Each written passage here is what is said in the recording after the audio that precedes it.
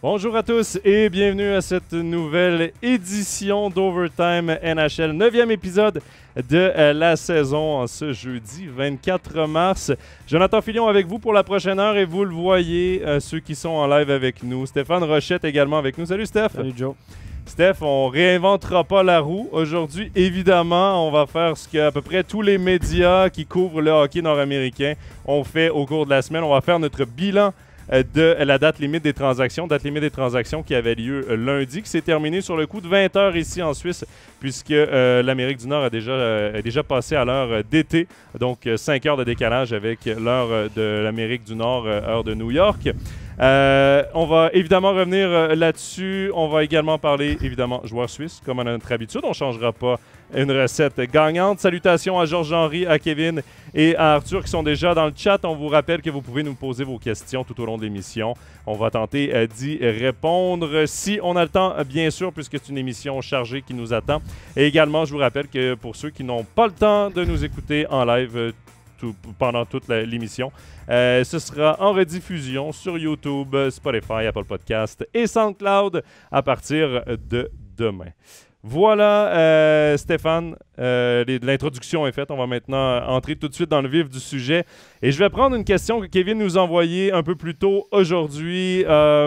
Il nous demande, est-ce la meilleure saison de l'histoire de la délégation suisse en NHL? Parce que les joueurs suisses vont plutôt bien. Du moins, les meilleurs là, sont parmi les vedettes de la Ligue nationale en ce moment. Oui, c'est ça qui fait la différence. Comment vous évaluez la meilleure? Donc ça, là, on évalue toujours de loin, on parle toujours des points.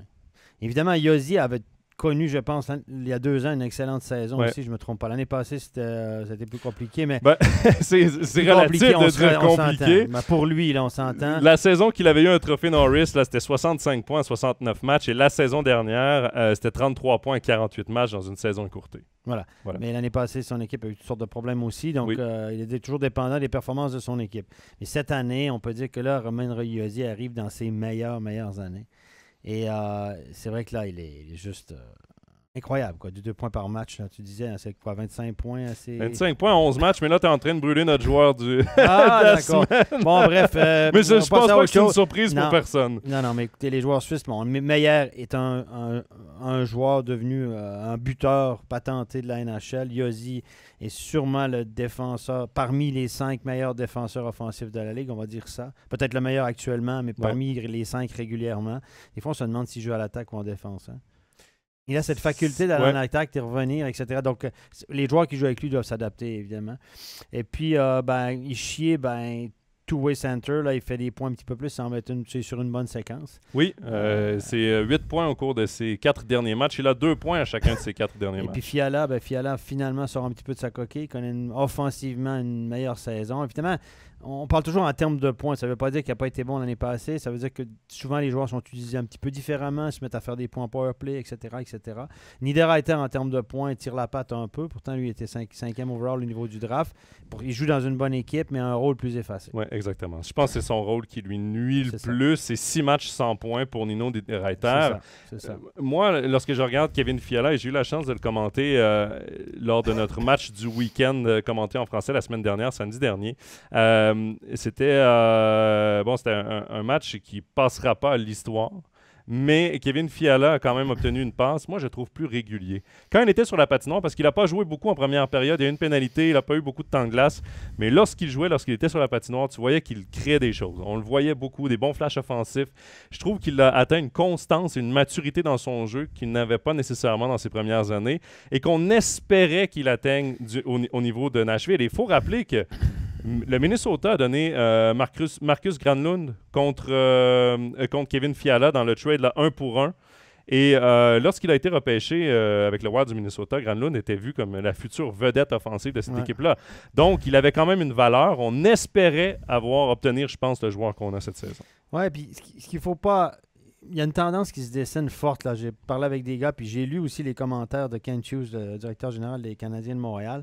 Il y a une tendance qui se dessine, c'est qu'il y a très, très peu de joueurs. Les joueurs qui arrivent avant 23, 24 ans à performer, puis à être régulier, puis être un joueur de franchise, un joueur dominant. Là. Avant l'âge de 23-24, il y en a quasiment plus qui font ça. Et de plus en plus, la AHL est devenue une ligue de formation et plus non plus une ligue de vieux briscards.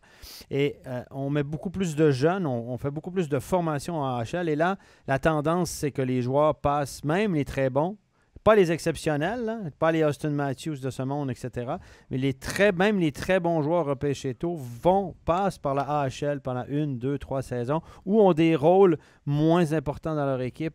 Ce que Ishii a fait parce qu'il était premier overall, etc., d'autres ne le font pas. Et avant 22-23, Kent Hughes disait cette ligue-là est devenue rapide, robuste, tellement bonne que pour les jeunes, le gap entre les juniors et la NHL est énorme. Puis on sait que sa CHL, c'est quand même un bon niveau, les juniors. Il disait que, voilà, et Fiala, typiquement, c'est exactement ce joueur-là, repêché 10e ou 9e ou 10e overall. Le garçon a tardé à éclore. On rappelle que c'est un 5 et 10, hein, c'est pas un gars qui mesure 1m78. Il est assez stocky, mais voilà. Donc, et puis, pour continuer l'explication de Kent Hughes, il disait non seulement les jeunes ont de la peine à s'imposer rapidement avant 23 ans. Il dit même les défenseurs maintenant, dans l'article, il disait, c'était assez intéressant, il y a 5 défenseurs de plus de 35 ans en NHL qui jouent 20 minutes par match. 5. Ça veut dire que la saison, le niveau de jeu est devenu tellement compétitif, tellement rapide, tellement intense que les carrières sont écourtées. Le temps où tu es au sommet de ta carrière, pour le joueur type, pas pour les exceptionnels, on s'entend, c'est tout que ça descend très, très, très vite. Puis on voit beaucoup de joueurs dans la petite trentaine plus obtenir de contrat. Il y en a qui débarquent ici. Hein? Ouais. Et c'est régulier, ça. Et ça explique peut-être pourquoi on offre des contrats à longue durée, par exemple à un Nico Hischier, parce qu'on veut aller le chercher, on ne veut pas le surpayer lorsqu'il sera à son top. Parce qu'en ce moment, Ishii est peut-être à son meilleur niveau qu'il a joué en NHL. Ouais. Cette saison, de 1, il est épargné par les blessures. De 2, il est à 6 points là, de son record personnel qu'il avait inscrit lors de sa saison recrue. C'était 52 points en 82 matchs. Il en a 46 en 55 cette saison. Il est sur un rythme à 70 points. Nico Hischier, là, c'est 23 ans, si je ne me trompe pas. 99, 23 ans. Donc, il est en ce moment... Le joueur, il arrive là, dans ses meilleures années. Et de le voir comme ça performer, ça prend peut-être un peu plus de sens le contrat qu'on lui a donné à long terme. Nick Suzuki est un comparable aussi, que peut-être que son contrat dans 1 an ou 2 va prendre un peu plus de sens qu'aujourd'hui, tu te dis, le jeune homme, il n'a rien fait. Non. Et alors que c'est des gars qui sont encore en développement. Et mine de rien, Hischier, 23 ans, mais 5e saison complète en NHL. C'est lui qui a commencé direct à 18-19 ans. Hein, donc, premier overall, c'est Hughes a fait la même chose. Hein. Hughes a fait la même chose, mais lui, honnêtement, ça lui aurait pris une année de plus, une année en NCAA ou une année en AHL parce qu'il n'était pas prêt. Et on le voit que maintenant, là, c'est 3 ans plus tard, c'est un autre joueur. Et d'ailleurs, je pense que ça aide Nico Hischier aussi parce que là, Nico Hischier n'a plus l'attaque que sur lui. Mm-hmm. Là, tout le monde se concentre sur Jack Hughes. Et lui est dans un rôle secondaire. Il en profite. Et ce rôle secondaire-là, lui, va à merveille. Exact. Parce que je pense pas que ce sera jamais un joueur d'élite de premier centre, mais comme joueur secondaire, c'est un joueur de luxe secondaire. Exact. Et donc, mais c'est vrai que ça va bien. C'est vrai que c'est une saison où les joueurs suisses battent leur record personnel, où ils font la différence dans leur équipe. Du moins, là, les 4 qu'on a parlé, qui sont Roman Josi, Timo Meier, Kevin Fiala et Nico Hischier. Ouais. Donc, pour revenir à la question de Kevin... C'est une bonne saison. C'est une très, très bonne. Je ne sais pas si c'est la meilleure. C'est difficile à dire parce que... Bon, faut pas oublier qu'il y a des saisons où il y avait aussi beaucoup de très bons joueurs. Martin Gerber, qui était premier gardien en Caroline jadis. Mark Streit, qui a connu beaucoup de succès aussi. Il était capitaine avec les Islanders, qui a connu des bonnes saisons aussi avec le Canadien. Mais c'est vrai que d'avoir 4 vedettes comme ça c'est des vedettes qui performent, et avec le statut de vedette, c'est assez impressionnant. Et dans le chat, il y a aussi, peut-être que c'est le cas de Lafrenière aussi à New York, il est rentré trop vite. Ah oui, mais ça je peux vous en parler parce que moi, je l'ai beaucoup vu jouer en junior. Et il était sur son propre programme. Il jouait comme il voulait. Il y a plusieurs joueurs d'ailleurs qui arrivent dans la Ligue nationale. Ça, c'est la théorie de beaucoup d'entraîneurs. C'est qu'ils ne sont pas coachés. Ils sont coachés dans le junior pour gagner des matchs, pour faire gagner des matchs, pour donner du spectacle, etc. Ça leur fait énormément de pub. Mais quand ils arrivent en haut, il faut qu'ils jouent le match de la bonne façon. Et moi, j'ai vu jouer Lafrenière à Rimouski. Il jouait avec 2 très bons joueurs, etc. Il jouait 25 minutes par match. Il faisait à peu près ce qu'il voulait. Je n'ai pas l'impression qu'il était vraiment cadré ou coaché. Il faisait des présences de 2 minutes, 2 minutes et demie des fois. Il y a Maverick Bourque à Shawinigan qui est coaché un peu la même chose. C'est 2 excellents joueurs de hockey. Je les adore les deux. J'adore Maverick Bourque, beaucoup de talent. Mais je pense que quand il va arriver en haut, quand il va arriver avec ils vont arriver avec des coachs qui vont lui dire mais là, c'est pas comme ça qu'on joue au hockey. Au plus haut niveau, tu as le talent que tu veux. Si tu ne joues pas la game correcte, ben ça va coincer. C'est exactement ce que la théorie de plusieurs au Québec l'année passée sur Lafrenière. En disant, ben là, tout à coup, il doit jouer la game correcte, raccourcir ses chiffres. Et puis voilà, puis là, il a de la peine à s'imposer. Trop jeune, trop tôt. Et surtout, peut-être n'a pas été coaché. Je ne sais pas qu'il n'a pas été mal coaché, c'est que le coach en avait besoin d'une certaine façon. Il voulait vendre des billets puis faire gagner des matchs. Lui, il prend ça au moment présent puis il dit, après, ce ne sera pas mon problème si je ne joue pas la game correcte. Parce que j'ai beaucoup de respect pour les entraîneurs qui ont Beausoleil et qui est de Daniel Renaud, là, qui coach les 2 joueurs que j'ai mentionnés. C'est pas ça, c'est que tu arrives en haut, ben, tu ne peux plus faire n'importe quoi. Parce que là, tout le monde tu as tous les bons joueurs en face de toi. Ouais. Et puis Lafrenière, honnêtement, je regarde son nombre d'assists, je suis déçu. Franchement, il me déçoit parce que je trouve que il s'en va vers une carrière intéressante, mais sans plus. Ça reste un bon joueur de hockey, mais il y a quoi? Il y a 5 assists, je pense, depuis le début de l'année? Une cinquantaine de matchs. Je te dis ça à l'instant. C'est 9 assists. 13 buts, 9 assists, 22 points. Il a 1 point de plus que sa première saison, qui était c'est pas énorme. Je veux dire, moi, c'est son nombre de passes, puis il joue quand même avec des bons joueurs, bien encadrés. Je trouve que là, à un moment donné, dans le junior, il avait l'air d'un champion dans bien des phases de jeu, mais il était plus fort, plus grand, plus costaud, plus puissant que tout. C'était un homme. Il avait une barbe à 16 ans. Ça change aussi énormément. Puis là, tout à coup, il joue avec des gars de son gabarit. Voilà, bon, je lui souhaite tout le bon, évidemment, mais je me dis, là, il y a quand même des trucs qu'il n'a pas. Et s'il n'avait pas été choisi first overall, s'il avait sorti 7e, probablement on l'aurait envoyé en AHL et c'est là qu'il aurait fait ses gammes. Tu vois, on va continuer un petit peu la parenthèse sur Lafrenière parce que je trouve ça intéressant. Moi, tu vois, Lafrenière, ce qui me dérange peut-être un peu, c'est que oui, les Rangers de New York vont bien. Mais c'est pas non plus les Hurricanes de Caroline.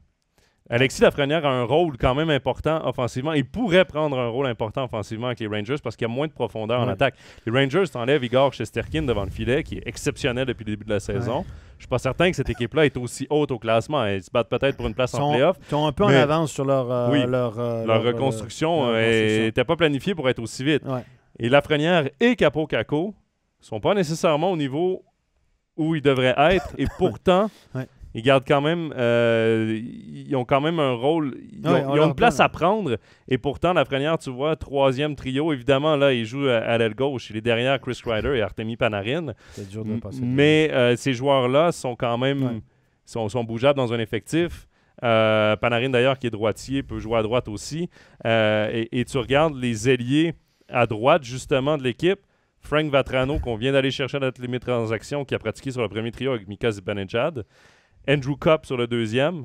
Et là, tu as le 3e, Barclay Goodrow et Philippe Chitil avec Alexis Lafrenière. Le Capo Caco est blessé, bien sûr.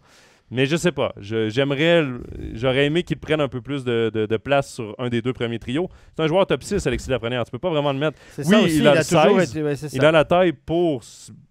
Mais c'est pas un joueur de rôle. C'est pas un joueur de rôle. C'est pas pour ça qu'on l'a repêché. On l'a repêché parce qu'il avait battu des records de points. On s'entend? Ouais. Mais ça, c'est un gars aussi, c'est comme Capo Caco. Il était dominant, plus grand, plus gros, plus costaud que les autres. C'était un homme avant l'heure. C'est 2 late d'ailleurs, 2 gars qui ont fait. Lafrenière a fait 3 ans junior avant d'être repêché. Ça, c'est un autre gros avantage. Donc, rien leur enlever, mais voilà, des fois, la marche, quand tu arrives en haut, c'est le job des recruteurs de faire des projections, de dire là, il est bon là, dans le junior, dans un environnement X, comment il sera dans l'environnement Y. Sachant qu'on va aller chercher les qualités. Puis moi, dans l'évaluation des joueurs, il y en a plusieurs. Je suis la Ligue junior majeure du Québec. Il y en a plusieurs qui ont été repêchés très tôt. Je les regarde jouer. Je me dis, bon, mais je pense qu'ils ont vu quelque chose que moi, je n'ai pas vu. Il y a des gars qui ont été repêchés plus tard. Puis je me dis, OK, ben moi, je regarde passer un gars comme William Dufault. Bon, des gens ne le connaissent pas forcément, un grand droitier que je connais très, très bien. C'est un ami de mon fils, etc. Il va marquer peut-être 50-60 buts cette année en junior. Il pourrait battre un record de vieux de 10 ans. Il a été sorti fin de 5e ronde, début de 6. Il y a des, puis voilà, il y a des trucs, des fois, je me dis, OK, bon, voilà, c'est supposé travailler en projection, mais on n'a pas toutes les mêmes projections. Et c'est pas facile, hein, évidemment. Non. Mais voilà, puis il y en a d'autres, là, je pense à Zach Dean là, qui joue à Gatineau. C'est un bon joueur de centre, il y a de la grit et tout, mais c'est pas un joueur très offensif. 1 point par match dans le junior, c'est correct, mais choix de premier rang. Il n'est pas très grand, pas très gros, mais il y a du chien. Je me dis, qu'est-ce qu'on a vu dans ce joueur-là? C'est un bon joueur, mais premier rang. Des fois, je dis, OK. Puis il était sur la liste de beaucoup d'équipes en premier rang, donc il doit avoir quelque chose. Ouais. C'est peut-être une question de besoin, une question... Je sais pas. Des fois, les équipes qui repêchent niveau besoin plus... En même temps, des fois, il y a des recruteurs qui tombent en amour avec un joueur quand tu l'aimes, et ils le vendent tellement bien. C'est ça, c'est comme ça que ça fonctionne. Puis on sait qu'au Québec, c'est plus compliqué. Mais je pense à un défenseur comme Lucas Cormier, qui n'est pas très costaud, 1m77, 78. Il est tellement bon, tellement naturel. Il bouge bien. Presque 1 point par match comme défenseur. Ouais. Il joue d'une bonne équipe aussi à Charlottetown. Sorti 3e tour. Mais lui, il fait penser beaucoup à Sam Girard. Qui est sorti fin de 2e tour, Sam Girard. Ouais. Ça n'a pas été long qu'il s'impose en NHL. Non. Il y en a 40 qui sont pas... Et moi, je l'avais vu beaucoup jouer, Sam Girard, parce qu'il joue à Shawinigan. Moi, je viens de Trois-Rivières, donc petit cours de géographie, c'est à 20 minutes au nord de Trois-Rivières. Et c'est l'équipe junior de la région. Moi, je l'ai vu progresser de ses 16 ans jusqu'à ses 18 ans, Sam Girard. Il avait quelque chose de déjà exceptionnel, mais c'était sa taille qui était le point d'interrogation, mais il y avait un sens du jeu offensif inégalé. Quelque chose, tu dis, il y a quelque chose qui ne s'explique pas dans le jeu. Ouais, et pourtant, ça ne l'a pas empêché de glisser 2e ronde simplement dû à sa taille. Et maintenant, la NHL n'a pas changé, mon cher.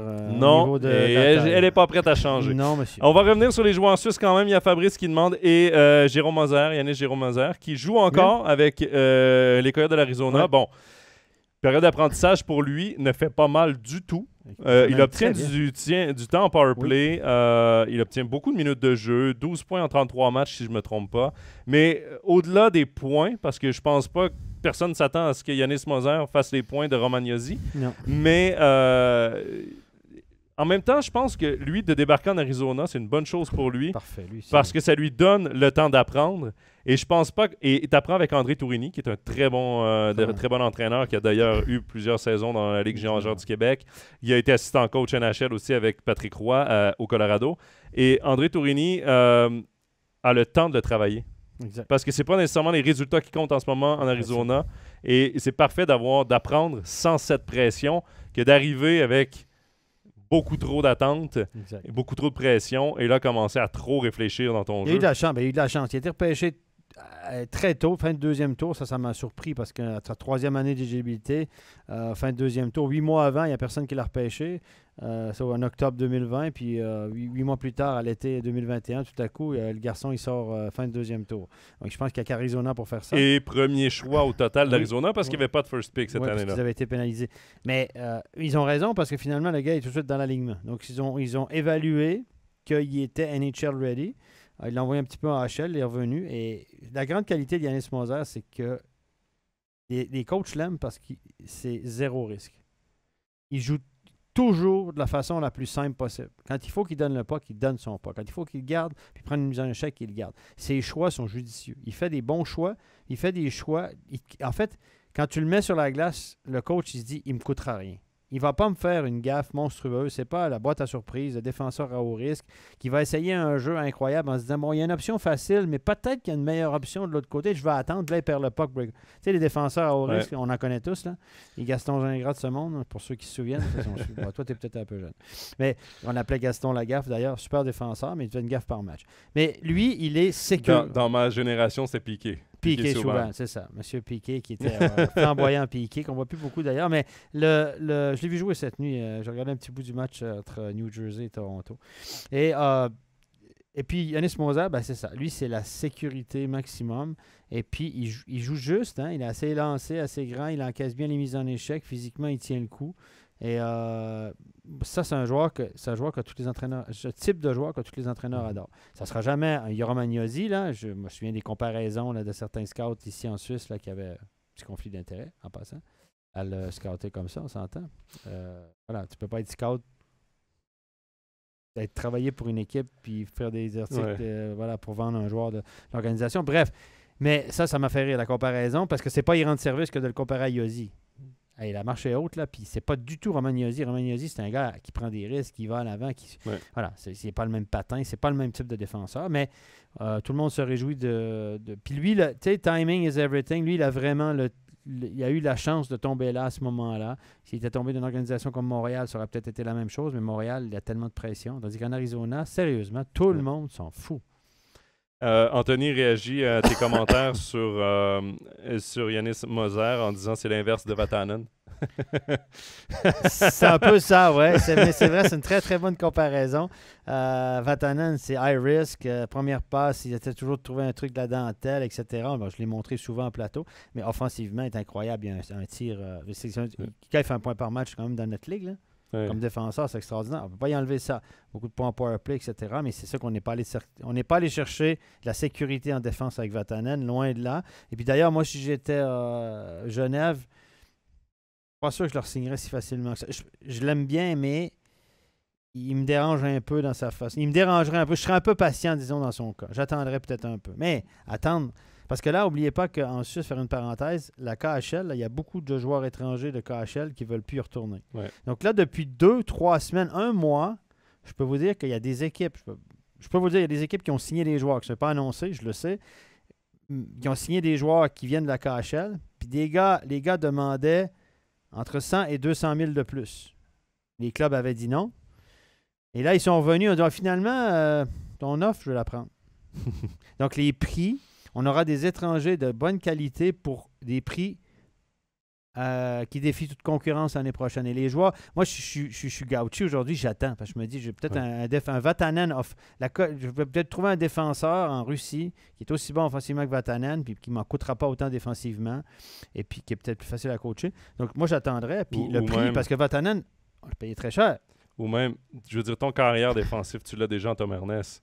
Si tu trouves un Victor Love en Russie, t'es ailleurs. Mais bon, ailleurs.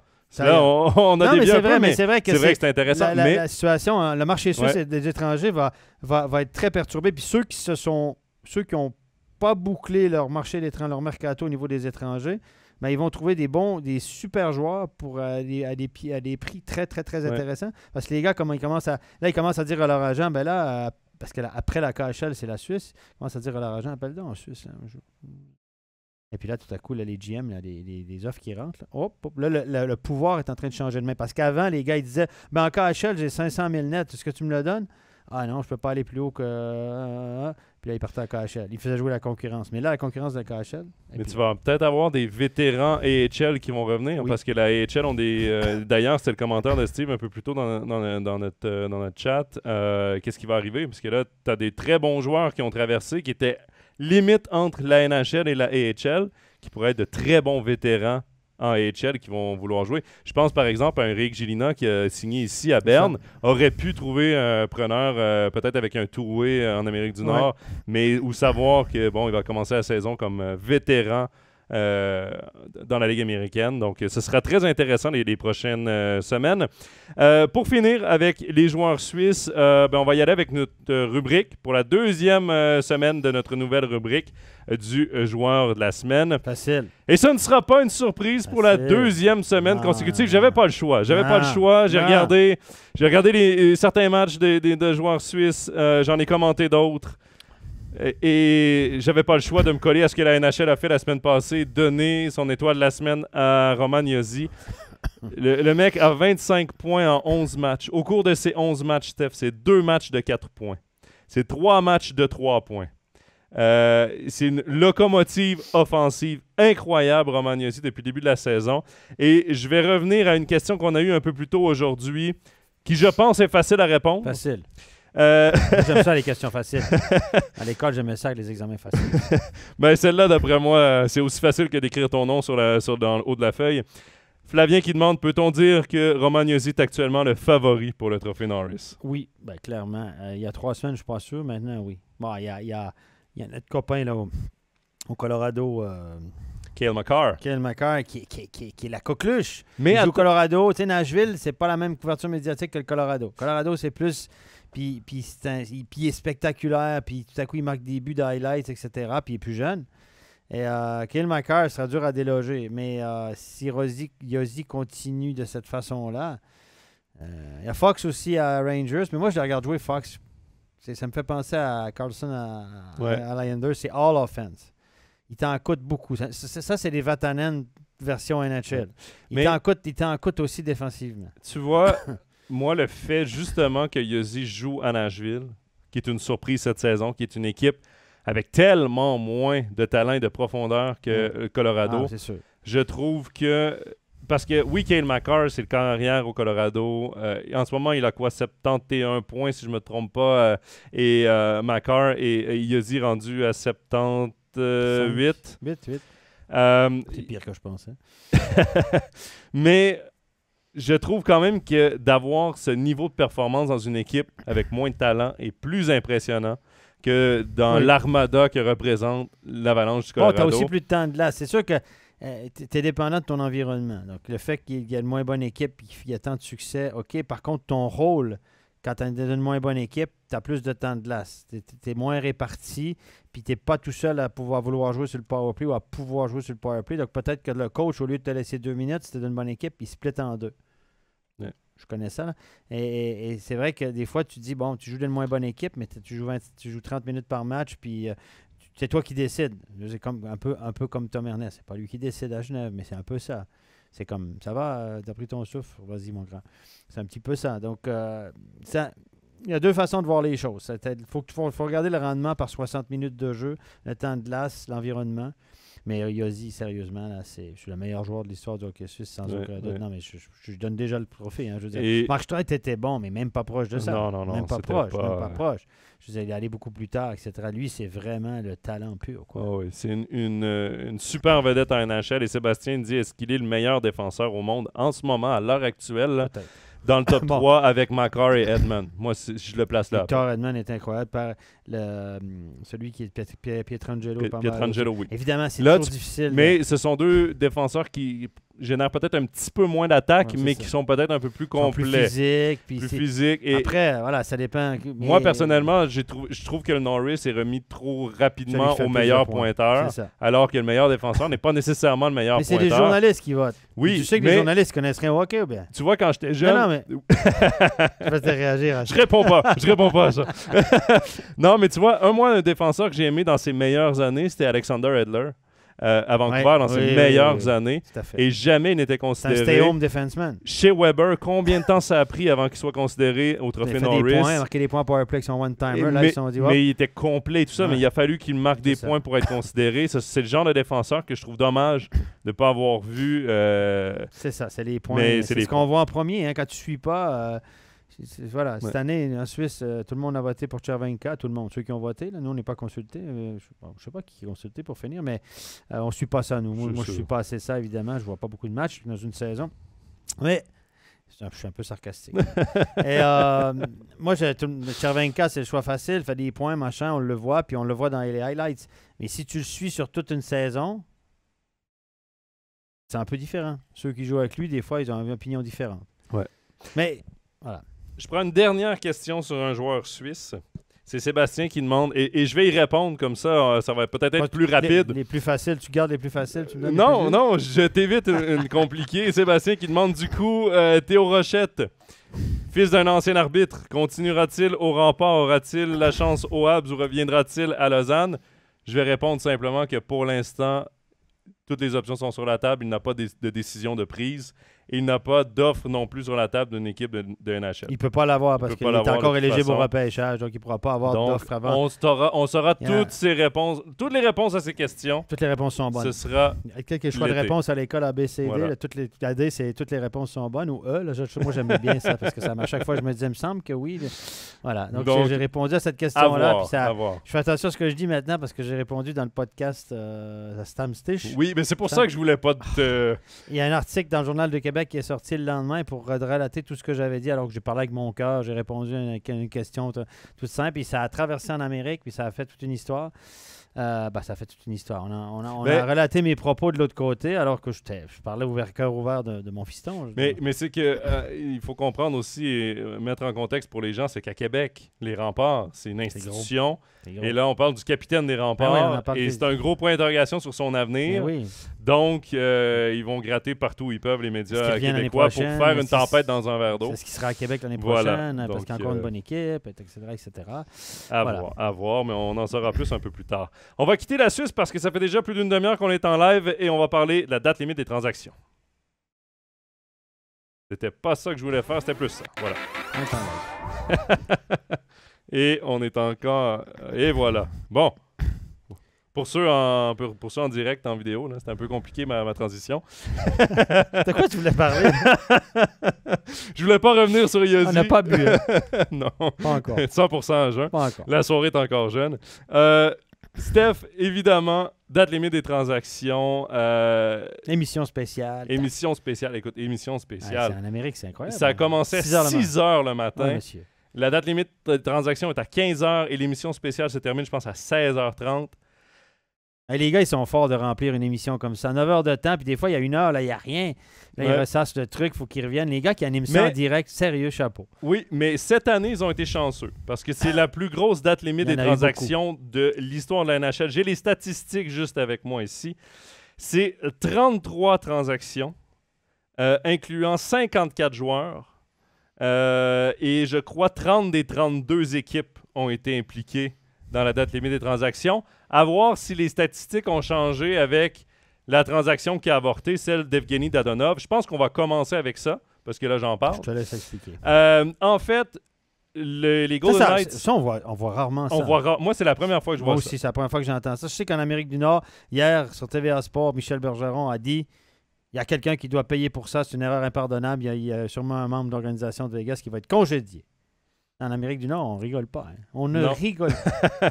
En fait, je vous explique. Quand il y a une transaction en Amérique du Nord, les DG s'entendent, envoient la transaction à la Ligue nationale de hockey et là, elle doit être approuvée. Donc, niveau cap salarial, niveau clause dans les contrats. C'est une assez longue approbation. C'est une assez longue étude pour approuver chaque transaction. Et c'est pour ça que souvent, dépassé leur limite, on voit des nouvelles transactions qui rentrent. On voit des annonces de transactions et tout ça.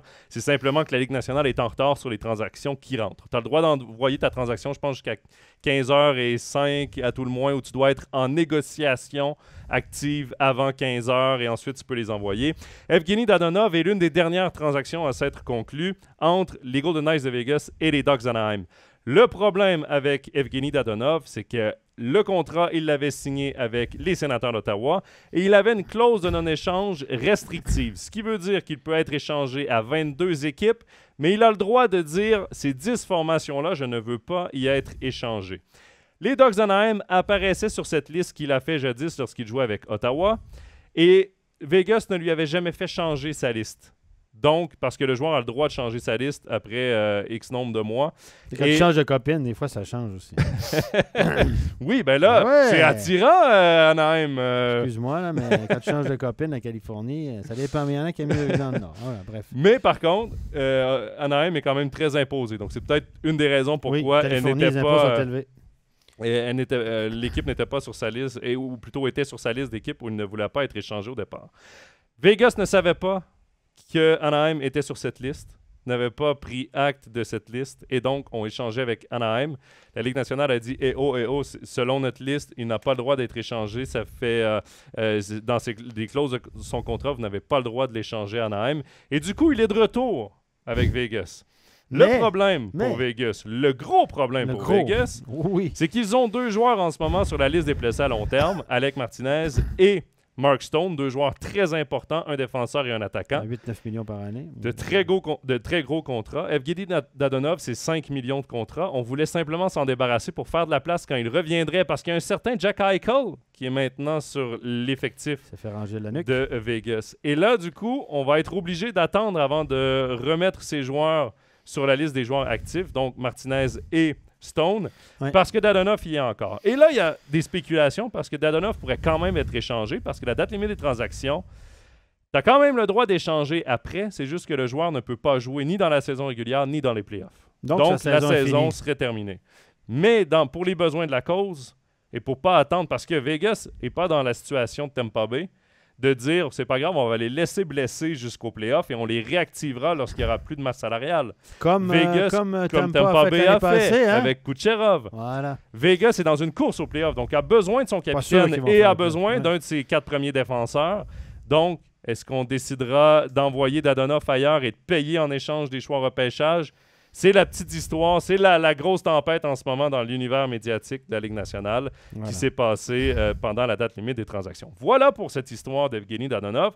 On va se concentrer maintenant sur les transactions qui ont eu lieu et qui ont été approuvées par la Ligue nationale. Il y en a eu beaucoup. Il y a beaucoup d'équipes dans l'Est qui sont touchées parce que dans l'Est, il y a beaucoup de prétendants au titre. Là. Ben, moi, ce que j'ai compris de la date limite des transactions, c'est que dans l'Est, les playoffs, c'est joué. Les équipes qui font les playoffs, on le connaît sait les déjà, 8 là, parce que le trou l'écart est Et ça, trop c'est grand. très rare que ça arrive. C'est très rare. Et du coup, tu avais 8 équipes vendeuses, 8 équipes acheteuses. C'est ça. C'était aussi simple que Non, ça. C'est ça. Les 8 dernières étaient vendeuses pour... Ouais. Voilà, c'est ça. Alors que dans l'Ouest, comme c'est encore une lutte aux playoffs, C'est ça. là, tout le monde voulait un peu acheter, pas trop se Mais pas dégarnir. Et ça a été un peu plus calme du côté de l'Ouest. On va quand même faire un petit tour des équipes qui ont fait plus les plus, actifs. les plus actifs ou qui ont fait les plus gros coups. Et on va commencer avec la Floride. Bon, Claude Giroux. Claude Giroux, qui est probablement la transaction majeure. C'était le joueur, Parce que c'est un gros nom. c'était le gros nom à aller chercher. Bon, il est en fin de carrière, le garçon aussi. Hein. Mais il est encore pas mal. Il est près du point par match quand même. Mais il est encore bon. Il pourra aider Floride qui pense pouvoir aller au titre cette année. Et il ne faut pas oublier que la Floride n'a pas d'expérience de playoff. Les joueurs avec le plus d'expérience en Floride pour les playoffs, c'est Joe Thornton. Sinon, Puis lui, il court après une coupe. Il n'a jamais rien gagné non il plus. n'a jamais rien gagné. Sinon, il n'y a pas beaucoup de joueurs qui ont Non. de l'expérience de playoff. Koff a toujours joué là et tout ça. Donc, Là, tu ajoutes Claude Giroux qui s'est déjà rendu en finale de la Coupe Stanley. Tu ajoutes Ben Sherratt qui est en finale de la Coupe Stanley la saison dernière. Ben Sherratt, as-tu pris de la valeur à ton goût? Lui, Ouf, c'est incroyable. c'est- Ben Sherratt, quand il est arrivé à Montréal, Chariot, qu'on l'appelait, là. Chariot, les gens l'appellent Chariot, évidemment, parce que... Tout le monde disait « Who? Ben C'est qui? who? » C'est qui? Lui, moi, même, personnellement, tu le connaissais vraiment, toi, Ben Chariot? Je connaissais pas. Puis là, il est arrivé à... Il était 5e, 6e défenseur à Winnipeg. C'est ça. Puis là, il est arrivé. Puis tout à coup, on y a trouvé beaucoup de qualité. Puis, tu sais, les joueurs, quand vous êtes dans une équipe gagnante, ça... Puis vous avez une longue run dans les playoffs, ça allume des lumières dans les autres équipes en disant hey, lui, c'est un gars, regarde dans les playoffs, il a été bon, il va nous amener là. C'est exactement la run jusqu'en finale de la Coupe Stanley pour les Canadiens de Montréal, ça a rapporté entre autres ça. Ouais. C'est que les joueurs, même les Conan, on va en parler après à Montréal. Mais Conan, excuse-moi, c'est un joueur de 3 de 4, là. Un joueur de Ouais. 3, là. On parle de son éthique de travail, je veux bien, là, mais en NHL, les éthiques de travail, il y en a pas mal des bons, là. Et puis, on a été chercher un super choix. On va finir, là, parce que je m'éloigne, comme d'habitude, je pense. Trop de trucs à dire. Mais Claude Giroux, donc, Ben Sherratt, Robert Egg également, un défenseur de profondeur qui était à Buffalo. Ce sont les grosses transactions des Panthers de la Floride. Qu'est-ce qu'on a donné pour ça? Des choix. Un espoir peu connu, Tyler Smilanic à Montréal. Il est bon, je te le dis. C'est un bon technicien à jouer avec le programme américain Ouais. US. Et puis Little Caesar à Détroit. Et puis là, il joue en université américaine. Un bon joueur. Assez grand et lancé, joueur de centre naturel. Et surtout, on a donné Owen Tippett. Owen Tippett, qui est un choix de première ronde, on l'a donné à Philadelphie, qui était probablement ce que les Flyers visaient le plus. Ouais. Owen Tippett. Joueur de centre. Donc, on a quand même payé pour un joueur de location en Claude Giroux. Mais moi, ce que ça me dit comme... Ce que j'ai comme sentiment, c'est que les Panthers sont allés chercher des joueurs de location, des joueurs qui ont de l'expérience de playoff, des joueurs qui savent gagner, pour aller le plus loin possible. On veut gagner tout de suite en Floride. Ah moi, oui, moi, c'est mais ce qu'on m'a donné. la fenêtre, elle est C'est là. ce que puis j'en lis. la fenêtre, elle se ferme rapidement parce que là, il y a des gars qui vont... Quand tu as du succès, ça va super bien. Mais dès que ces joueurs-là qui ont eu du succès renégocient leur contrat, là, tu ne peux plus garder tout le monde. C'est ça, le truc du plafond salarial, c'est que la fenêtre, elle se referme rapidement. Elle est là, Puis si tu as un tantinet de succès avec ces gars-là, ben après, ils passent tous à la caisse parce qu'ils disent à leur agent, « Hey, moi, j'ai fait ci, j'ai fait ça. » Et puis là, après, tu peux plus garder tout le monde. Puis là, suivant les choix que tu fais, le soufflet sort de ça tout de suite. Ouais. Et Chariot, tu peux raconter l'histoire de Chariot. Boston avait fait une offre incroyable aussi. Les Bruins de Boston, qui sont dans la même division que Montréal, mais on s'en fout parce que Montréal sont tellement mauvais cette année. Oui, là, tu acceptes d'échanger avec Boston. Mais Chariot voulait pas, parce qu'évidemment, il ne voulait pas signer à long terme avec Boston. Boston a dit on te garde, mais à condition qu'on réussisse à le signer, parce que si on le prend pour la fin de saison en location, ça ne vaut plus la même chose. Et il ne voulait pas signer à Boston. Non, exact. Il préfère aller en Floride. Je ne sais pas pourquoi. En fait, palmiers, c'est pas une question de destination dans son cas, c'est qu'il voulait tester le marché des joueurs autonomes. Donc, il ne pas engagé avec les Panthers. Je pensais qu'il y avait une entente avec les Panthers. Il n'a pas signé avec les Panthers non plus. Il voulait aller à son autonomie complète pour faire monter sa valeur, pour aller chercher les millions. Ben, honnêtement, je pense... Non, moi, je pense Ben Sherratt, je pense que ce sera un 4,5, 4,7 millions. Je pense pas qu'il sera en 5 millions. Moi, je pense pas qu'il sera en 5 millions. Mais sur le marché des joueurs autonomes, on ne sait jamais. Mais moi, je pense que ça va être autour de 4,5 millions. Donc, il va peut-être tout près de doubler son salaire. Là. Genre parce que là, il est à 630 millions, peut-être 6 ans, 28. Ouais, quelque chose comme ça. À long moi, terme, je pense c'est pas si vieux. Hein. Non, il a 30 ans, je pense. Donc, jusqu'à la fin de sa carrière, c'est un défenseur physique. C'est son dernier gros contrat. Et en fait, les Bruins de Boston, eux, voulaient pas hypothéquer leur avenir pour un joueur de location en sachant qu'ils vont participer aux playoffs, mais en tant que dernière équipe à faire les playoffs. Mais peut-être qu'ils vont choper Toronto, c'est la bonne nouvelle pour eux. Ben, pour ça, il faudrait qu'ils remontent. Je suis salaud un peu. Mais tout le monde à Toronto est en train de calculer et de dire attends, là, est-ce qu'ils vont encore se planter? Ils vont peut-être choper Tampa, ils vont peut-être choper Boston. On va en parler de Toronto parce que pour moi, c'est mon flop de la date limite des transactions. Ah, t'es dur. Attends, je vais m'expliquer après. Boston, en fait, avait offert un choix de premier tour, selon les rumeurs, avait offert un choix de premier tour, deux choix de deuxième tour. Urho Vakanainen, qui est un jeune défenseur, et John Moore, qui est un défenseur plus établi. Pour Chariot. Pour Ben Sherratt. À la condition que Sherratt signe. À long terme. Il n'a pas voulu. Ils se sont tournés vers Anaheim et sont allés chercher Hampus Lindholm, qui est un défenseur, très haut choix de repêchage, un défenseur établi à Anaheim, qui est un défenseur que moi, j'aime quand même bien. J'affectionne beaucoup Lindholm pour son jeu. Et donc, lui a signé directement l'entente à long terme. Donc, oui, c'est cher payé, choix de première ronde et tout, mais au moins, tu es sûr d'avoir un choix, un joueur qui reste à long terme. Et déjà, Lindholm était sur la première paire avec Charlie McAvoy. Gaucher, droitier, ça sera une très solide paire. C'est sûr que quand tu vas chercher un gars, tu le payes cher, tu le mets en valeur parce que tu ne veux pas avoir l'air con. Hein. Mais en même temps, c'est un joueur qui jouait déjà top 4 à Anaheim. C'est un très bon défenseur.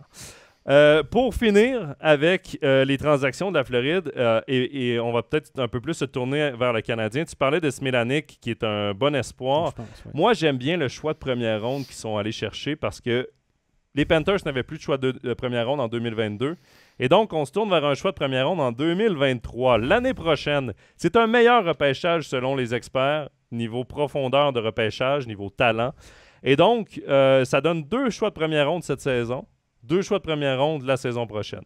Les Canadiens qui gardent ces 2 choix et ils ont le choix de première ronde de Calgary cette année dans la transaction de Tyler Toffoli et le choix de première ronde de l'an prochain dans la transaction des Panthers. Et ça, je trouve que c'est un beau petit plus à cette transaction dans le camp du Canadien. On va parler d'une autre équipe qui est prétendante, aspirante.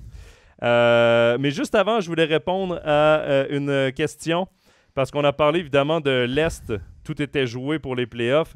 Et il y avait la question de Kevin, est-ce que ça ne va pas tuer la fin du championnat dans l'Est? Moi, je ne pense pas. Parce que la course au rang et à qui tu affrontes va être assez intéressante. Par exemple, Toronto vont vouloir ne pas affronter les Panthers ou le Lightning en première ronde. Donc, vont essayer de passer premier de leur division et ainsi de suite. Donc, il va y avoir quand même des guerres à l'interne dans les divisions. Qui choisit prend pire. Qui choisit prend pire, mais je te dirais que de gagner toutes les matchs, presque tout le monde veut choisir Toronto quand même. C'est bizarre, hein? Je dis ça, je dis rien. Bon! Une autre équipe qui a été active. 2 Québécois qui disent ça. Prenez-en puis laissez-en. Vous savez comment écoute, non, mais les chiffres parlent pour nous. C'est comme 2 Lausannois qui parlent de Genève, quoi. C'est un peu ça. Non, évidemment. Je déteste pas Toronto, on blague, évidemment. L'Avalanche du Colorado sont allés chercher de la profondeur. Ils sont allés chercher de la profondeur avec Andrew Cogliano à San Jose, Artturi Lekonen à Montréal, Nico Sturm à Minnesota. Colorado, sérieux, eux, ils ont une carte à jouer. Là. Ils vont pour le titre. Là. Ils vont pour le titre. Et moi, tu sais ce que je trouve intéressant? Les 2 dernières saisons, qu'est-ce qui a fait la différence à Tampa Bay? Oui, il y avait énormément de talent, là, mais de quoi on a le plus parlé? Le 3e trio. Ouais. Chaque année, Tampa va chercher des joueurs de 3e trio, des joueurs de profondeur, pour avoir un 3e trio supérieur à l'adversaire. Parce que les 2 premiers trios, quand tu es rendu en demi-finale puis en finale, ça s'équivaut. Mais le 3e trio, ils veulent être supérieurs. Et là, l'Avalanche du Colorado, Joe Sakic est allé chercher des joueurs de 3e trio. Ouais. Et ça, je trouve intéressant. Oui, c'est intéressant, la profondeur. Je veux dire, après, tu as besoin d'avoir beaucoup de joueurs aussi parce qu'il y a des blessures et tout. Puis il y a l'histoire du plafond salarial. C'est des joueurs qui te coûtent aussi un petit peu moins. Donc, oui, c'est intéressant. Je pense que là, Colorado a une fenêtre qui est là avec un Nathan McKinnon en tête, etc., Kyle McCarr. Et je pense que tout est réuni du côté du Colorado là, pour aller jusqu'au bout. Ça fait quoi, 20 ans qu'on n'a pas gagné? On a gagné la dernière fois. Non. 2001? Ça fait 20 ans, hein? Ouais. Donc, on avait gagné 2 coupes cette année, je pense, avec Patrick Roy. Et là, ils ont une fenêtre et on sait que la fenêtre, quand elle est là, il faut que tu sautes dessus. Donc là, il s'est dit, il faut que je me renforcisse. Qui est handicapé là-bas. On a cherché aussi Lekonen, le Canadien de Montréal. Et on a payé cher. Aïe. C'est incroyable. Non, moi, j'en reviens pas. Non, mais quelle transaction pour le Canadien de Montréal. Lekonen, l'année passée, j'aime beaucoup Lekonen, mais ça reste un joueur de rôle en NHL. Il a fait sa pub aussi parce qu'il a marqué un gros but l'année passée en prolongation. Un but que tout le monde a vu à travers la Ligue nationale. Des fois, tu fais ta carrière sur pas grand-chose. Hein? Ça reste un bon joueur, mais c'est pas un gars qui va transcender une équipe. On s'entend, c'est un joueur de rôle. Et on parle beaucoup de son éthique de travail. Il y a beaucoup de bons mots de ses coéquipiers. Mais là, on a payé... Justin Barron et un choix de 2e tour. Prix à payer pour Lekonen, ce qu'on espérait avoir du côté de Kent Hughes, était un choix de 1re ronde. Justin Barron est un choix de 1re ronde, mais déjà prêt à jouer. C'est pas un choix que tu sais pas ce que tu vas avoir. À Montréal. Oui, à Montréal, il est déjà... Ouais. Mais en même temps, il n'était pas loin. Non. C'est un droitier, assez gros gabarit. Moi, je l'ai vu jouer en junior. J'ai vu jouer à la Linka Cup, là, parce que mon fils a joué contre lui quand il était en junior. Ouais. Et puis a joué contre lui aussi à Linka Cup quand mon fils a joué pour la Suisse. Et puis, je l'ai vu jouer plusieurs fois. Wow. Une bonne première passe, droitier, assez costaud. Il a eu des soucis de santé, problème de circulation sanguine, là, je pense. Un caillot de sang qui l'a fait glisser au repêchage. Oui, évidemment. On travaille en projection, mais il y a un caillot de sang maintenant, on ne prend pas de chance. Bref, j'aime beaucoup le nom projection. Et projection, mais c'est projection à court terme, hein, très très court terme. Voilà. Bref, et ça, je pense que Kent Hughes le connaissait très bien. Ouais. Et là, ils ont mis la main sur un joueur, à mon avis, si vous comparez, regardez la carrière de Lekonen, regardez bien la carrière de Barron. Moi, il m'aurait appelé, il m'aurait dit 1 pour 1. J'aurais dit oui. Exactement. Puis on rajoutait un choix de 2. Pour être certain de l'avoir. Et moi, Justin Barron, la première fois que je l'ai vu jouer, la première fois que je me suis vraiment concentré sur lui, c'était au championnat du monde des moins de 20 ans il y a 2 ans. Ouais. On le commentait ici sur MySports. Exact. Et il faisait la paire avec Kaden Gooley, qui est un autre espoir défensif du Canadien de Montréal. Moi, ce que j'aimais, c'est la fluidité du patin. Ouais. Pour un grand bonhomme, imposant physiquement, rapide, fluidité du patin, jeu simple. Ce ne sera pas un Romagnosi niveau point. Non. Mais il va être un défenseur très efficace. Dans le pire des cas, avec le patin qu'il a et le physique qu'il a, dans le pire des cas, s'il ne se développe pas comme on le voit, il va être un 5e ou 6e défenseur parce qu'il a l'aspect physique, bon défensivement. Dans le meilleur des cas, je pense pas qu'il va être top 2 parce qu'il manque peut-être un peu d'offensive, mais 3e défenseur, assurément. Jeff Petrie, maintenant, on peut le mettre loin. Parce qu'on a le successeur de Jeff Petrie à droite. C'est un point sensible à Montréal. Fais attention, Jeff Petrie. Et surtout la femme de Jeff Petrie. Qui est très active sur les réseaux sociaux. Oui.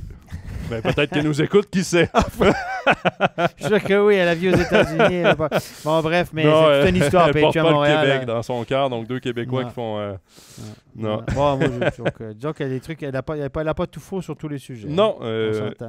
Hein? On s'entend. On s'entend. Mais Justin Barron... Faire attention parce que nos propos vont être repris par les journaux au Québec. Mais Justin Barron, quand même, c'est une saison professionnelle déjà. Et c'est là où je dis, un choix de première ronde, c'est bien beau à aller chercher. Puis plusieurs équipes vont chercher ce fameux choix de première ronde. Mais tu sais pas qui tu vas repêcher. Tu sais pas le développement du joueur. Tu le repêches à 18 ans. Justin Barron est rendu à 21 ans. Tu as une bien meilleure idée de ce que tu vas avoir comme joueur. Et il vaut un choix de première ronde, même bien au-delà d'un choix de première ronde. Ouais. Donc, magnifique transaction pour le Canadien. Mais en même temps, pour recevoir, tu dois payer. Donc voilà pour l'Avalanche du Colorado. Lekonen, sérieux, Lekonen. Lekonen, c'est cher. Moi, j'ai été très surpris. Très surpris quand j'ai vu cette transaction. Ouais. Quand j'ai vu qu'il partait au Colorado, je me suis dit, OK, je m'attendais à ce que le Colorado aille chercher ce genre de joueur-là. Mais quand j'ai vu le retour, C'est incroyable. Justin Barron, pour moi, les deux bras m'ont tombé. Hein. Je ne sais pas si ça se dit ici en Suisse, hein, mais littéralement, très surpris.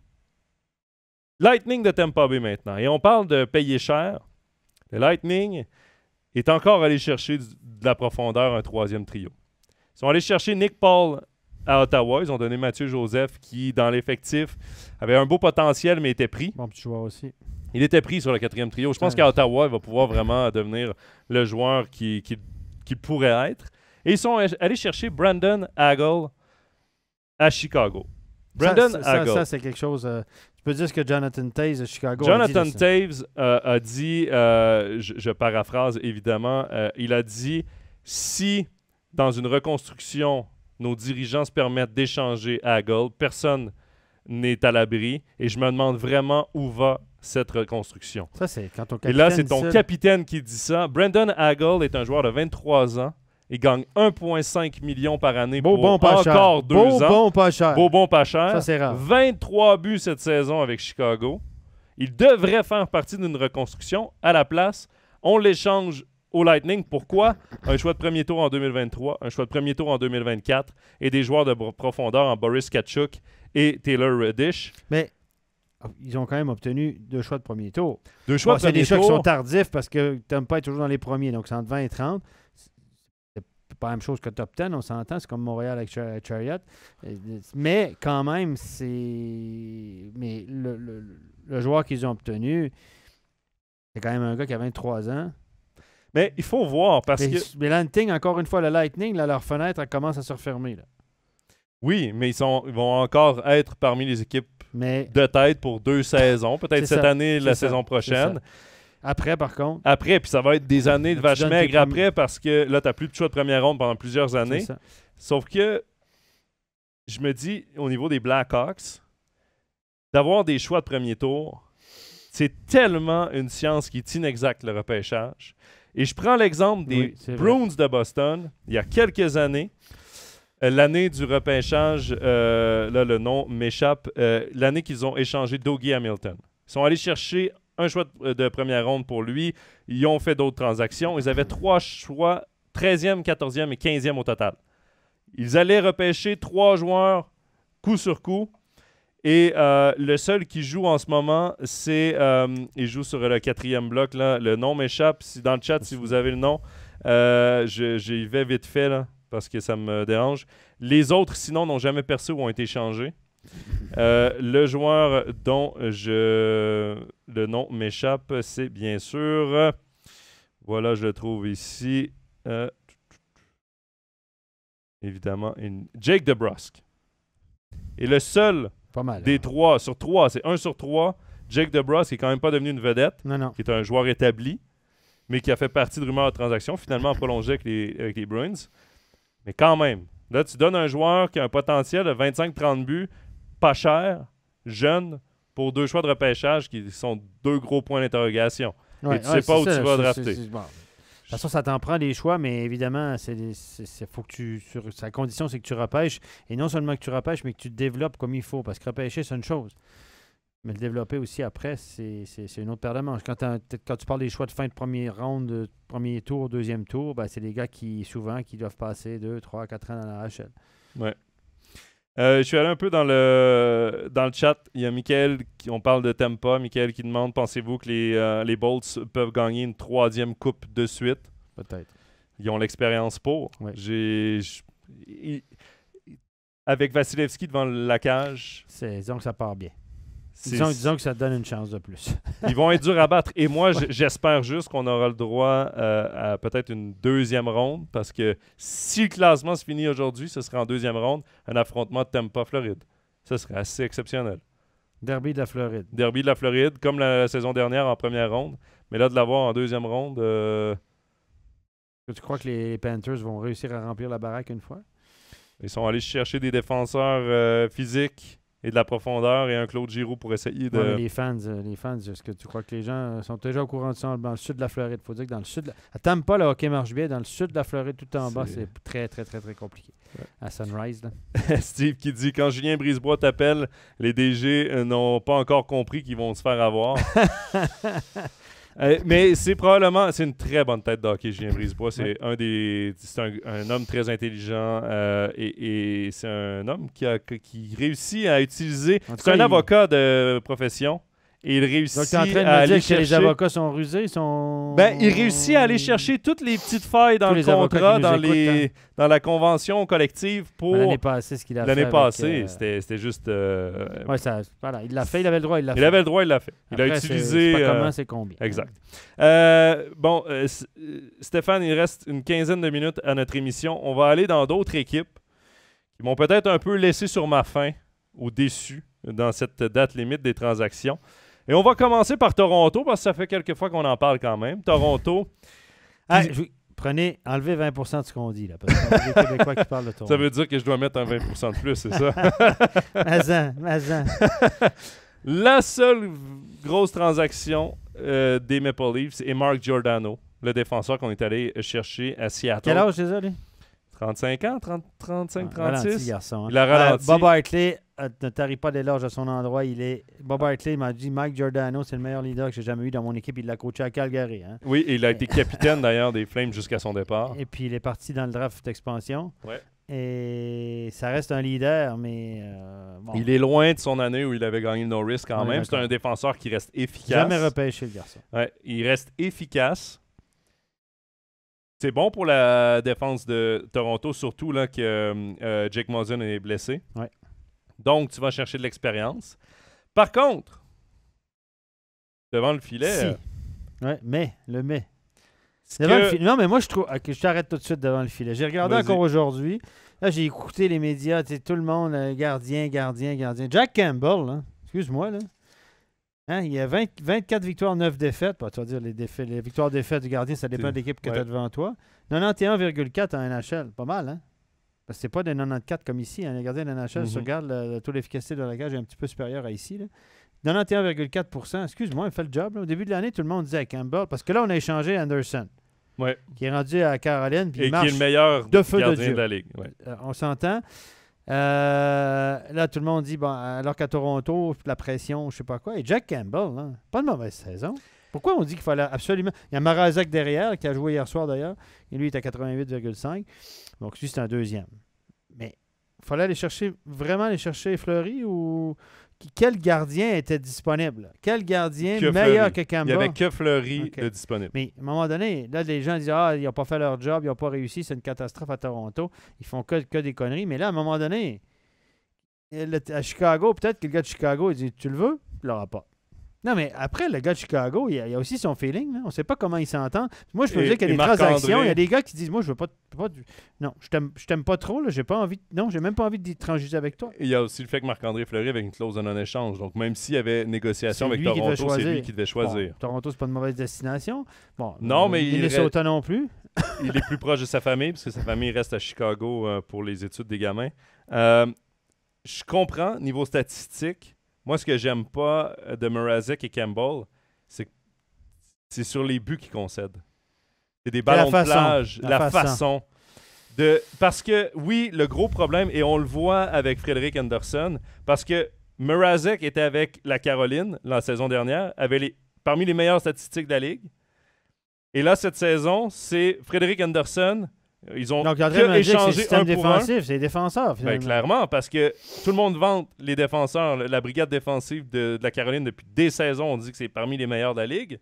Et tout le monde pointe du doigt la brigade défensive, gardien inclus à Toronto. Mais là, on se rend compte que le problème, en fait, il vient peut-être, oui, des défenseurs, mais peut-être le système n'est pas adapté pour les gardiens. Ça explique peut-être des chiffres qui sont en deçà de ce qu'on peut croire, de ce qu'on peut espérer. Mais Jack Campbell reste qu'il n'a pas d'expérience de play-off, à part la série contre le Canadien l'an passé. Peter Mrazek non plus, c'est pas une grosse expérience de play-off. C'est sûr que d'aller chercher un Marc-André Fleury, ça aurait aidé, parce que le mec a quand même des Coupes Stanley, il a beaucoup plus d'expérience de play-off. Mais je trouve quand même que aujourd'hui, les Maple Leafs de Toronto, je ne les vois pas passer Le premier tour, mais ça c'est pas Tampa Bay ou Floride, c'est pas une grosse affirmation. Ça fait des années qu'ils passent pas, t'es en train de dire non, mais sérieux. Mais ils vont affronter Tampa Bay ou Floride au premier tour. Va chercher plus que Giordano. La fenêtre va se refermer aussi du côté de Toronto. Ça fait longtemps qu'elle est ouverte et personne n'en profite. On a mis 40 millions sur 4 joueurs. Il est là le problème. Je veux dire, mais il marche. Hein? Austin Matthews, on dit que c'est peut-être le futur joueur par excellence. On dit que son match s'est amélioré dans l'ensemble cette année. On parle de ça. Il est devenu un joueur plus complet.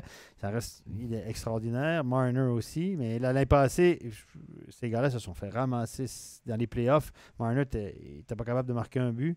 Et les deux gars se sont fait museler par l'excellente défensive des Canadiens. L'excellente défensive des Canadiens de Montréal. Mais ça, c'est dans un autre monde. Hein? Ça fait déjà longtemps de ça. Ils ont été... le Canadien a été aidé aussi par un certain Alex Galchenyuk, qui ne se souvenait plus qu'il ne jouait pas pour le Canadien. Dans le match 5. Mais ça, il venait 3-1 la série, prolongation. Galchenyuk remonte dans sa zone, passe à travers. Et notre ami Caulfield et Suzuki. Caulfield part tout seul au but. Petit, là. Il marque des buts. J'aime bien ton indice pour que je devine. Non, mais il marque des buts et puis ça c'est le point tournant de la série. Ouais. Alex Galchenyuk, souvenez-vous de ça.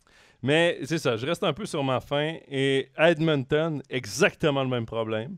Les gardiens de but à Edmonton, qui je crois sont pires qu'à Toronto. Ça fait des années qu'on cherche. Et encore là, bon, après, je pense que Fleury ne voulait pas de toute façon aller à Edmonton.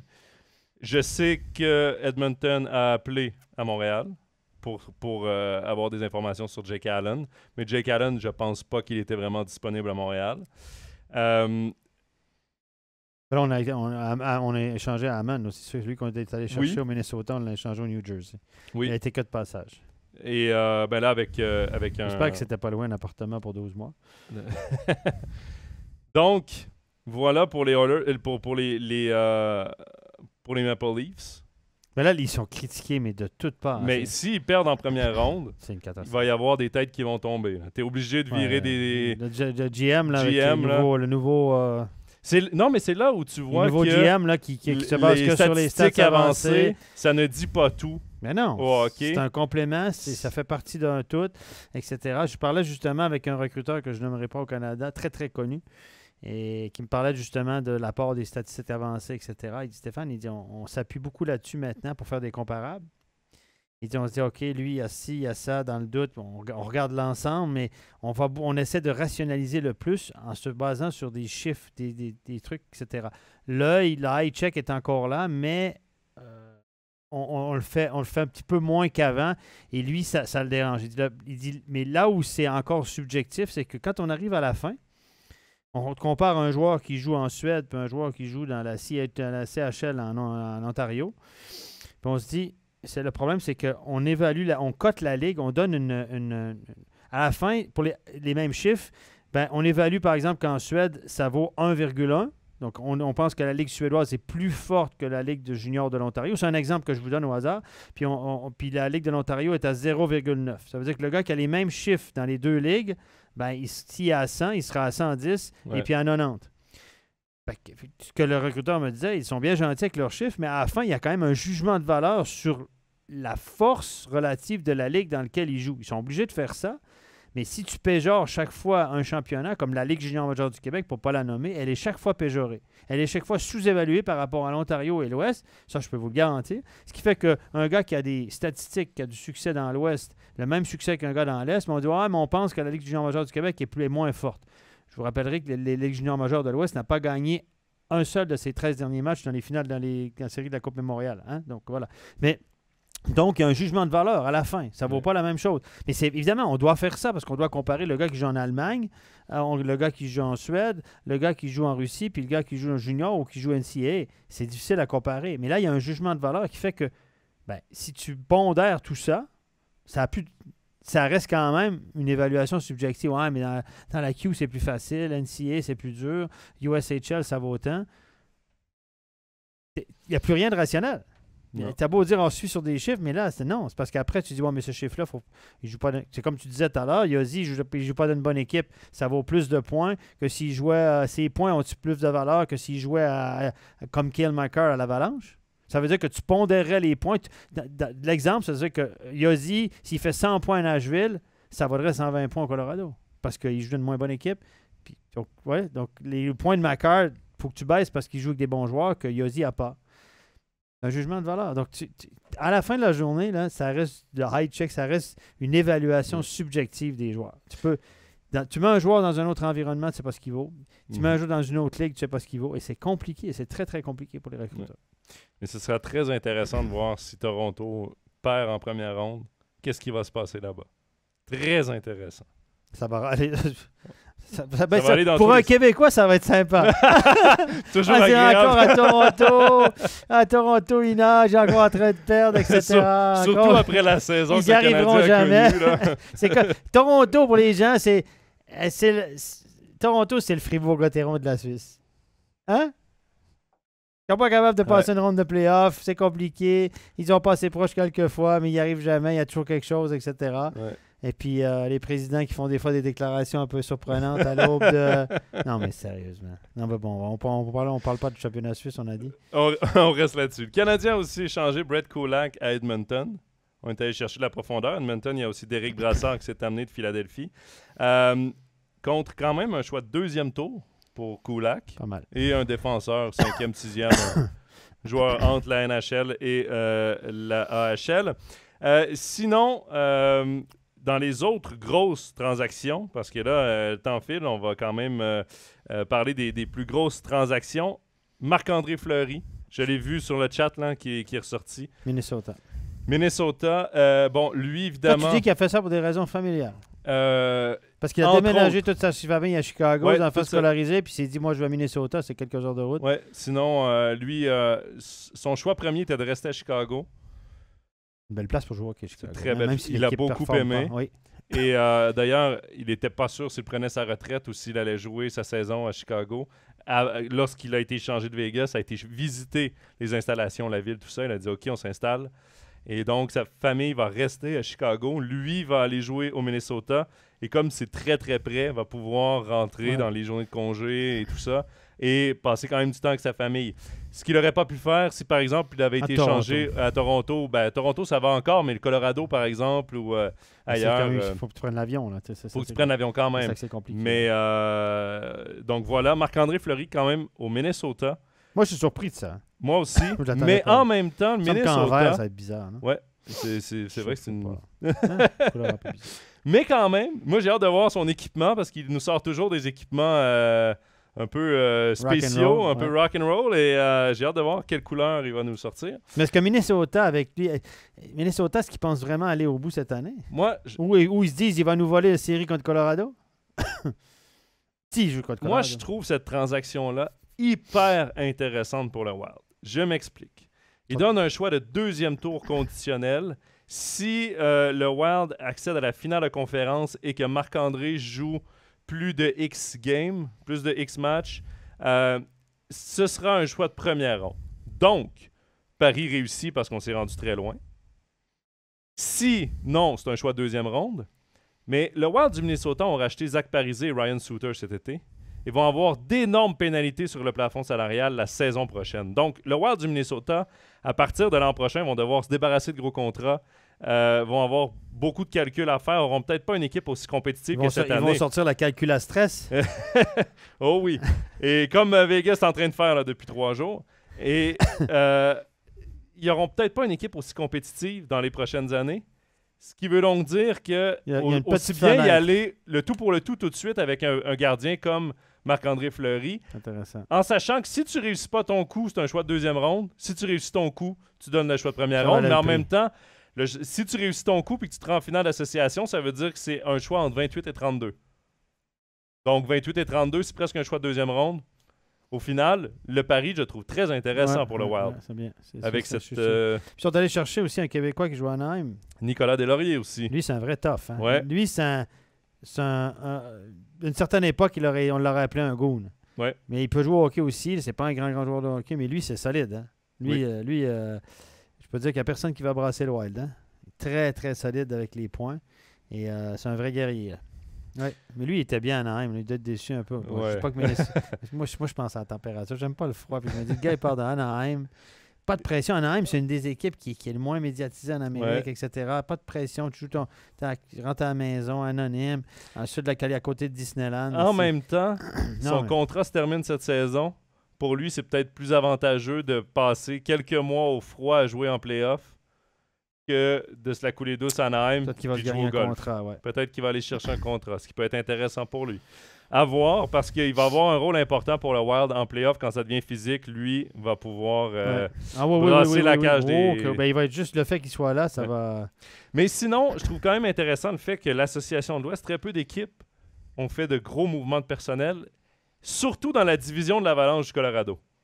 Est-ce que les Ils sont dit, DG ça se sert à sont rien. dit ça sert à rien de C'est ça, donner ils sont- des choix, ils sont tout on ne seuls. battra pas l'Avalanche? Peut-être. Écoute, à un moment donné, le calcul vaut le travail. Hein? Il faut vendre ça aux fans aussi, etc. Et puis, regarde, Edmonton aussi. Edmonton, il y a beaucoup d'équipes qui ne savent même pas s'ils vont faire les playoffs. Donc, si tu n'es pas sûr de faire les playoffs, tu es borderline. Tu ne dépenses pas ta chemise. Là. Non. Tu déchires pas ta chemise. Tu dis, bon là, ok, je me saigne à blanc, j'y vais. C'est peut-être malin. Georges-Henri qui dit c'est marrant un Québécois qui n'aime pas le froid. Ah non. Mais moi, ça fait 4 ans et demi que je suis en Suisse là, et je ne pourrais plus tolérer un hiver au Québec. On s'habitue aux températures hivernales ici. Ouais, Et, c'est doux, c'est humide, mais c'est doux, mais c'est doux. C'est pas si froid. T'as pas des vagues de froid, mais sérieusement. Je suis encore allé au Québec au mois de février. Là. Puis en plus, mon père m'a dit je sais pas pourquoi tu te plains, il fait doux. Ah non, de bleu, non, je ne peux. Non, je peux plus. Je peux plus les mètres de neige, à plus voir dehors et tout. Non, mais c'est doux, c'est éteint. Il faisait moins 15 un matin. Il m'a dit c'est doux, hein, du soleil. Aujourd'hui, ça va être pas mal. Ça va monter à moins 10. Ouais, pas mal. Petit vent de côté. Non, mais bon, voilà. Non. Alors. Je vous le confirme, je ne supporte pas le froid. Et quand je vais commenter dans les patinoires, T'as toujours ta petite j'ai chaufferette. toujours mon petit chauffage que Ouais. je branche en dessous, juste un petit ventile, juste pour un petit filament d'air chaud, parce que je commente mieux Ouais. quand je suis chaud que quand je suis gelé. Quand je suis gelé, j'arrive pas.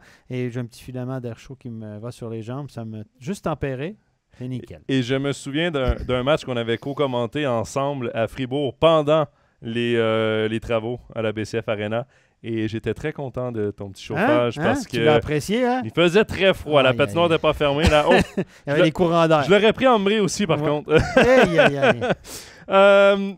Voilà pour les transactions. Dans l'Est, sinon, les Flyers ont fait des mouvements qui... Ils partent de loin, les Flyers. Hein? Est-ce qu'ils avaient espéré reconstruire? Ils se sont plantés sur toute la ligne. Mais Cette année, là, c'est une année Ils cauchemardesque. n'assument pas de reconstruction. C'est un peu comme Montréal. Donc- Tu peux pas, il y a un public qui est fidèle. Ouais. Une ville de hockey, Philadelphie. Oui. Hein, c'est une très, très bonne ville de hockey. Tu peux pas faire n'importe quoi. Là. Dans certains marchés, les gens, ils s'en foutent. Il y a 2 journalistes qui suivent l'équipe, etc. Mais là, à Philadelphie, c'est un bon marché de hockey. Tu peux pas faire ce que tu Non. veux. La pression est énorme. C'est Ouais. un marché de hockey qui est très, très suivi. Scruté à la loupe. Et là, à Philadelphie, ils sont... On sait pas où. Là. Ils sont comme entre deux. C'est Ouais. comme Montréal. On parlait d'une reconstruction. On a dit, finalement, ils sont mis à gagner des matchs avec Martin Saint-Louis. Puis là, sans le dire, il reconstruit le beau, là. Oui, Oui, parce que c'est là, ce on qu'il a faut cherché faire des de toute choix, façon. des jeunes. Parce que là, puis là, ça va prendre quelques années, là. Parce qu'il faudra faire jouer les Barons. Puis quand tu as des choix, mais les choix, d'abord, il faut que tu les choisisses.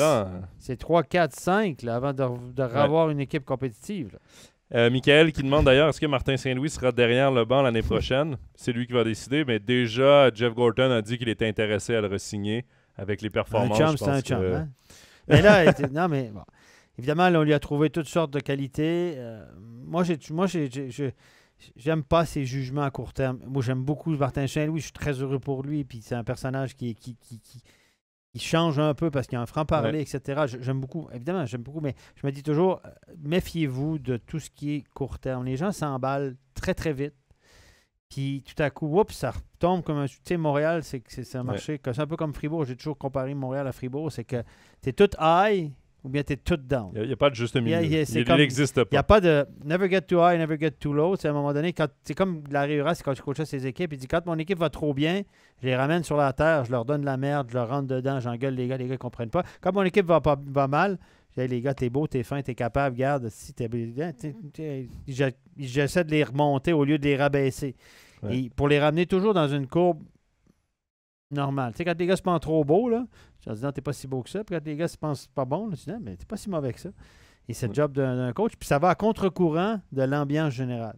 C'est comme à la bourse. Quand ça baisse, il faut que tu achètes. Quand ça monte, il faut que tu penses à vendre. Ouais. Et il y a eu Olivier qui nous a demandé là, dans le chat qu'est-ce qui se passe avec Carey Price. Est-ce qu'une transaction? Carey Price, la bonne nouvelle, c'est qu'il a recommencé à s'entraîner avec l'équipe. Ouais.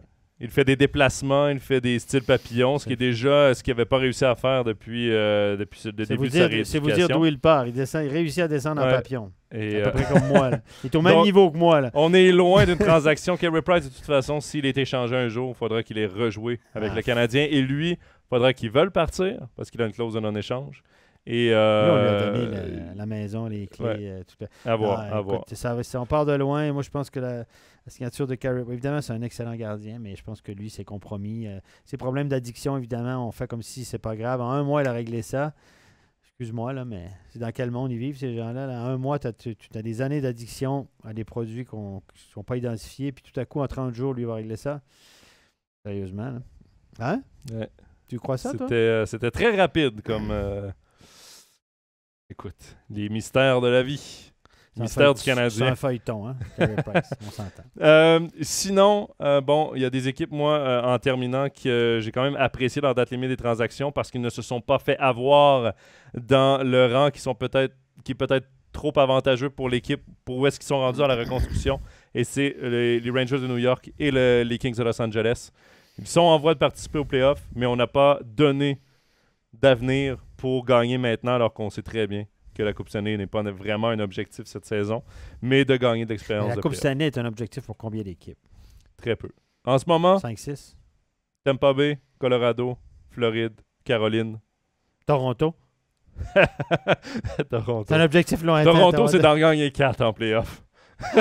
T'as passé la première ronde. Les Québécois. On salue nos amis torontois. Nos copains à Toronto. Non, évidemment. Steph, ce fut très agréable cette heure passée, cette heure et quart passée avec toi à parler transactions. Ça a été, on a dit beaucoup de noms, il y a eu beaucoup de mouvements, évidemment, il y avait beaucoup d'actualités. C'était pourquoi d'ailleurs on prenait 3 semaines de pause avant le nouvel épisode. Mais là, les playoffs. Non, mais là, c'est la course aux playoffs. Oui. Ce sera très intéressant. Exact. Et évidemment, en playoff, on va continuer Overtime NHL. Bien sûr, on va suivre tout ça. Il y aura un match samedi sur MySports commenté en français. Tampa Bay face à Pius Suter et les Red Wings de Détroit. Ce sera commenté par Laurent Antonioli et Laurent Meunier. Sinon, demain, les séries, les playoffs de National League qui commencent. On va te retrouver en studio. Oui, monsieur. Là, je suis là si on m'enferme dans le studio pendant un mois et demi. Là. On n'aura pas le temps de s'ennuyer de toi. On va ouvrir les fenêtres aujourd'hui parce que tu peux faire de l'air un peu parce que sinon, je ne vois pas le jour.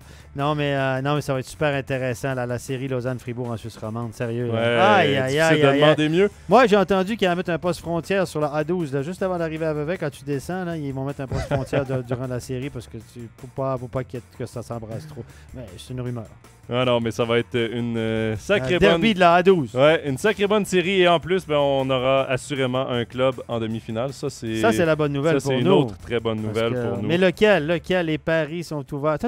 Demain soir, à l'avant-match, ratez pas ça à 19h30, les prédictions des spécialistes de MySports. Les journalistes connaissent ça, évidemment, mais les prédictions, elles ont dur à faire dans cette série-là. Ça va du tout au tout. J'ai tout entendu. Mais moi tu vois, j'avais Lausanne. Personnellement, je mettais Lausanne par leur fin de saison, je mettais Lausanne en avant. À voir demain. Qu'est-ce que les experts... Moi, je ne dis pas. Moi, je suis juste journaliste. Hein? Tu l'as dit tout à l'heure, journalistes ne connaissent pas ça. Tu as vu juste beaucoup de matchs. Mais moi, je me cache derrière le groupe. Moi, je vais dévoiler la prédiction du groupe MySports. Et je ne dévoilerai pas ce que j'ai dit. Je vais le dire après la série. Voilà. Facile. Plus malin, hein? T'as toujours l'air plus intelligent moi, comme c'est ce que j'avais dit. Donc, voilà, moi, quand on a voté, moi, j'ai compté les points. Je me suis pas trop prononcé. Mais il y avait Sérieusement, cette série-là, elle est vraiment difficile à prévoir. Donc, à ne pas manquer à partir de demain toutes les playoffs de National League. Merci à tous d'avoir été là, d'avoir participé. Vous avez été nombreux sur le chat, évidemment, Spotify, SoundCloud, Apple Podcast et YouTube pour revoir et écouter cette émission. Et sinon, on se dit à dans 2 semaines. Bye bye. Ciao.